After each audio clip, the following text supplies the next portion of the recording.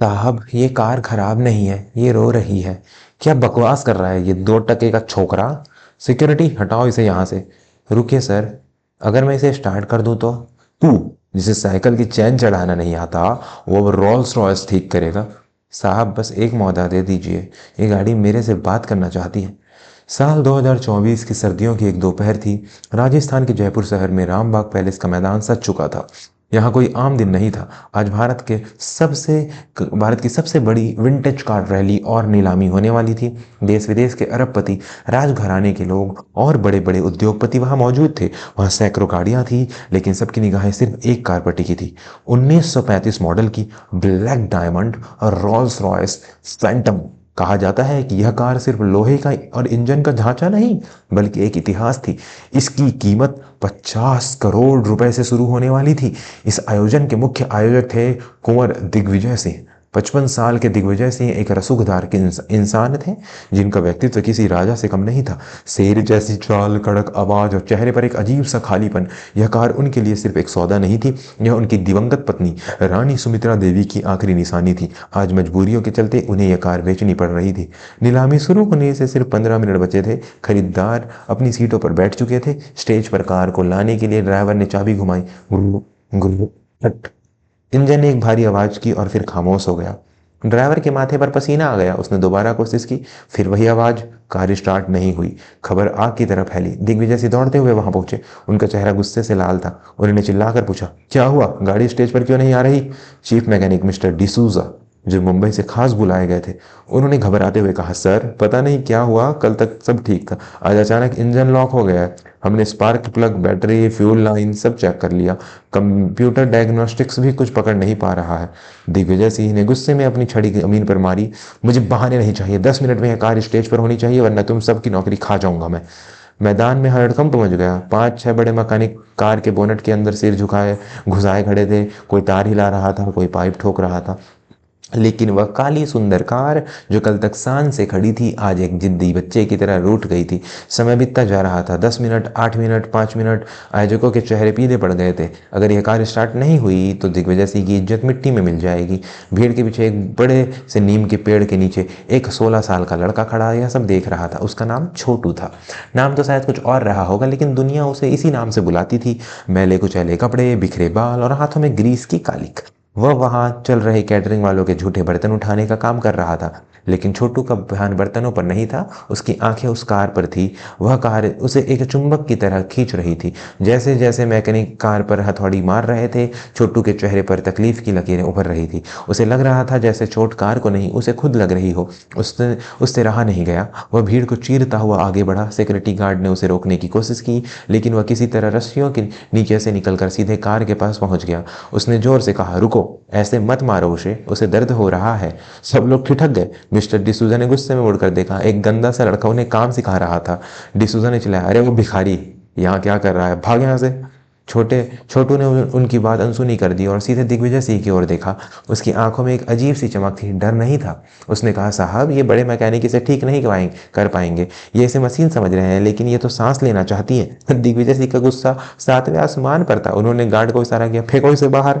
तभी छोटू ने जोर से चिल्लाया, साहब कार्बोरेटर को हवा नहीं मिल रही है। इसका बटरफ्लाई वाल्व जाम है, क्योंकि आपने उसे पॉलिश करके उसका गला घोट दिया है। दिग्विजय सिंह के कदम रुक गए। यह तकनीकी बात एक बर्तन मांजने वाला बड़का कैसे जानता है? वह मुड़े और छोटू को पास गए। उसकी कद काठी के सामने छोटू बहुत छोटा लग रहा था। दिग्विजय ने भारी आवाज में पूछा, तुम्हें कैसे पता? छोटू ने कार के बोनट पर बहुत ही प्यार से हाथ फेरा, जैसे कोई माँ अपने बच्चे के सिर पर हाथ फेरती है। उसने धीमे स्वर में कहा, मैं सुन सकता हूँ साहब। जब ड्राइवर चाबी घुमा रहा था तो इंजन घुर्रखट कर रहा था। खट का मतलब है उसे सांस नहीं आ रही। आपने चमक के चक्कर में एयर इनटेक पर वार्निश लगा दी है। वहां खड़े इंजीनियर हंसने लगे। एक ने कहा, सर यह पागल है, वार्निश से कार बंद थोड़ी होती है। लेकिन दिग्विजय सिंह की आंखों में एक पुरानी याद कौंध गई। बरसों पहले उसकी पत्नी सुमित्रा भी यही कहती थी, दिग्विजय, मशीनों की भी जुबान होती है, बस सुनने वाला दिल चाहिए। दिग्विजय ने घड़ी देखी। सिर्फ 3 मिनट बचे थे। खोने के लिए अब कुछ नहीं था। उन्होंने एक बहुत बड़ा जुआ खेलने का फैसला किया। उन्होंने शांत आवाज में कहा, ठीक है, तुम्हारे पास 3 मिनट है। अगर कार स्टार्ट हुई तो इनाम मिलेगा, और अगर नहीं हुई तो आज की रात तुम जेल में गुजारोगे। दोस्तों, कहानी के इस मोड़ पर आपसे एक छोटा सा निवेदन है, हम आपके लिए ऐसी ही दिल को छू लेने वाली कहानियाँ लाते हैं। अगर आपको यह कहानी पसंद आ रही है तो कृपया चैनल को सब्सक्राइब कर लें और घंटी वाली बटन दबा दें ताकि हमारा परिवार और बड़ा हो सके।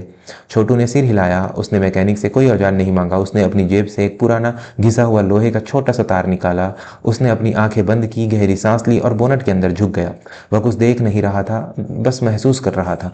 उसके हाथ पुराने इंजन के पेचीदा रास्तों में ऐसे घूम रहे थे जैसे वह अपने घर के आंगन में खेल रहा हो।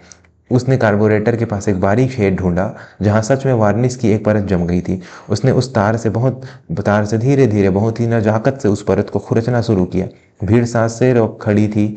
सन्नाटा इतना था कि एक सुई गिरने की आवाज़ भी सुनाई दे जाए। डिसूजा और उनकी टीम व्यंग्य भरी मुस्कान के साथ खड़ी थी, अपनी बारी का इंतजार कर रही थी कि कब वे इस लड़के का मजाक उड़ाएं। 2 मिनट बीत गए। छोटू का माथा पसीने से भीग गया था। अचानक उसने अपना हाथ बाहर खींचा और बोनट को हल्का सा थपथपाया। उसने ड्राइवर की तरफ देखा और कहा, अब चाबी घुमाओ, लेकिन प्यार से। ड्राइवर ने झिझकते हुए चाबी घुमाई। पहले 1 सेकंड सन्नाटा रहा, फिर वूम वूम वूम। इंजन एक शेर की तरह दहाड़ उठा। वह आवाज फटी हुई या रुकी हुई नहीं थी, बल्कि मक्खन जैसी मुलायम और ताकतवर थी। धुएं का एक छोटा सा छल्ला साइलेंसर से निकला और कार अपनी पूरी शान के साथ वाइब्रेट करने लगी। पूरे मैदान में तालियों की गड़गड़ाहट गूंज उठी। लोग अपनी कुर्सियों से खड़े हो गए। जो मैकेनिक छोटू का मजाक उड़ा रहे थे उनके मुंह खुले के खुले रह गए। वह ब्लैक डायमंड फिर से जिंदा हो चुकी थी, लेकिन दिग्विजय सी तालियां नहीं बजा रहा था। वे पत्थर की मूरत बने खड़े थे। उनका ध्यान कार पर नहीं, उस लड़के पर था। कार के स्टार्ट होते ही छोटू के चेहरे पर जो मुस्कान आई थी, वह मुस्कान, वह डिंपल, वह आंखों का सिकुड़ना, दिग्विजय सी को लगा जैसे किसी ने उसके सीने से खंजर उतार दिया हो। वह मुस्कान हूबहू उसकी पत्नी सुमित्रा जैसी थी। कार नीलामी के लिए रैंप पर चढ़ गई, लेकिन दिग्विजय सी दौड़कर छोटू के पास पहुंचे। छोटू भीड़ में वापस जाने के लिए मुड़ ही रहा था कि दिग्विजय ने उसका हाथ पकड़ लिया। छोटू डर गया। साहब, मैंने तो कार ठीक कर दी, मुझे पुलिस को मत दीजिए। दिग्विजय की आंख कांप रहे थे, आवाज कांप रही थी। तुम्हें यह हुनर किसने सिखाया? तुम्हारे उस्ताद कौन है? छोटू ने सहमते हुए जवाब दिया, कोई उस्ताद नहीं है साहब, मेरी माँ सिखाती थी। वो कहती थी कि मेरे पापा बहुत बड़े आदमी थे, उन्हें पुरानी कारों का बहुत शौक था। बचपन में माँ मुझे खिलौनों की जगह पुराने स्पेयर पार्ट्स देती थी। दिग्विजय का दिल जोर जोर से धड़कने लगा। तुम्हारी माँ कहाँ है वो? छोटू की आंखों में आंसू आ गए। वो तो 10 साल पहले ही गुजर गई साहब, एक्सीडेंट हुआ था। बस जाते जाते ये एक चीज़ दे गई थी। छोटू ने अपने गले से एक काले धागे में बंधा हुआ एक पुराना आधा जला हुआ लॉकेट निकाला। जैसे ही दिग्विजय की नज़र उस लॉकेट पर पड़ी, उनके पैरों तले जमीन खिसक गई। वह कोई साधारण लॉकेट नहीं था, वह राजघराने की शाही मुहर थी। एक सोने का शेर जिसकी आंखों में नीलम जड़े थे। यह वही लॉकेट था जो उन्होंने 17 साल पहले अपनी पत्नी सुमित्रा को दिया था, जब परिवार के विरोध के कारण सुमित्रा को घर छोड़ना पड़ा था। उस वक्त सुमित्रा गर्भवती थी, लेकिन दिग्विजय को राजघराने की झूठी शान के खातिर खामोश रहना पड़ा था।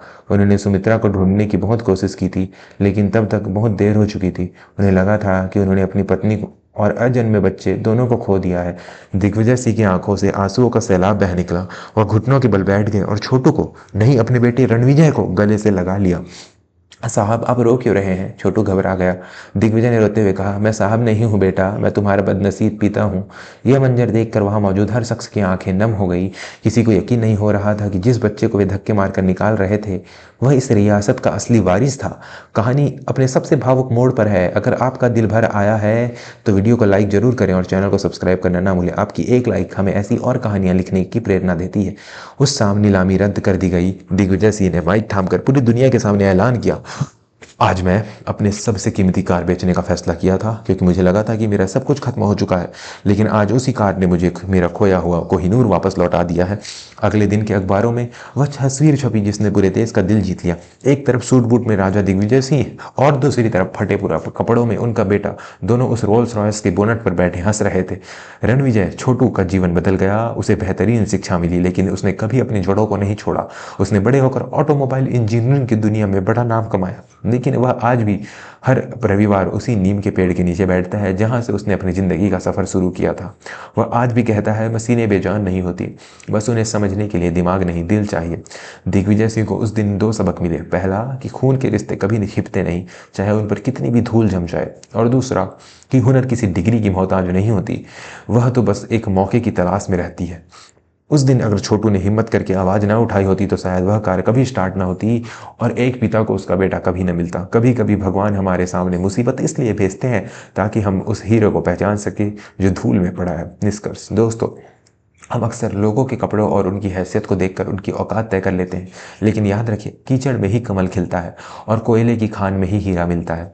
किसी को छोटा समझने की गलती कभी मत करना, क्योंकि कब कौन आपकी रुकी हुई ज़िंदगी को धक्का दे दे, यह कोई नहीं जानता। अगर यह कहानी आपको पसंद आई हो तो इसे अपने परिवार और दोस्तों के साथ शेयर ज़रूर करें और कमेंट में हुनर का सम्मान लिखना ना भूलें। मिलते हैं अगली कहानी में, तब तक के लिए अपना ख्याल रखें। नमस्ते।